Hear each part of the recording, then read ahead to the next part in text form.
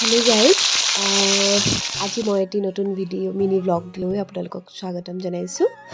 আজি বতৰটো খুবেই বেয়া আৰু সেইবাবে মই ভাবিলোঁ আমি বা আহিছে যিহেতু বিয়াৰ পিছত আৰু আমি ভাবিলোঁ আমি গাহৰি মাংস অলপ বনাম আৰু তাৰ বাবে মই এইখিনি যোগাৰ কৰি লৈছোঁ বিলাহী, তিয়ঁহ, পিঁয়াজ আৰু ঘৰৰ কেঁচা জলকীয়া কেইটামান, আলু আৰু এয়া মই আদা নহৰু পেষ্ট।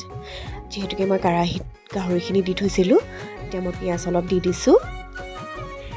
পিঁয়াজখিনি দি অলপ ভাঙি দিছোঁ, যিহেতু অলপ ভাল লাগিব তেতিয়া দেখিবলৈ, খাবলৈ যিহেতু ভাল হয়। আৰু এয়া মই অলপ লৰাই আদা নহৰু পেষ্ট সেইখিনি সকলোখিনি দি লোৱাৰ পিছত কাশ্মীৰী মছলা অলপমান দি দিছোঁ আৰু আমি দুজনী এনেই অলপ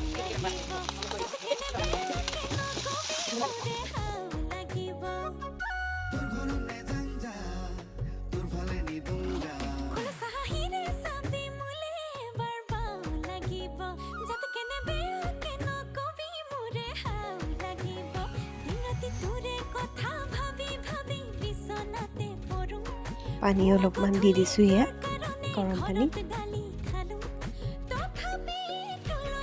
লাহেকৈ মই এতিয়া উতল আহিবলৈ দিম আৰু এয়া উতল অহাৰ পিছত গৰমে আমি পৰিৱেশনৰ কাৰণে ৰেডি হৈ গ'ল আমাৰ এয়া গাহৰি আৰু বিলাহী আলু।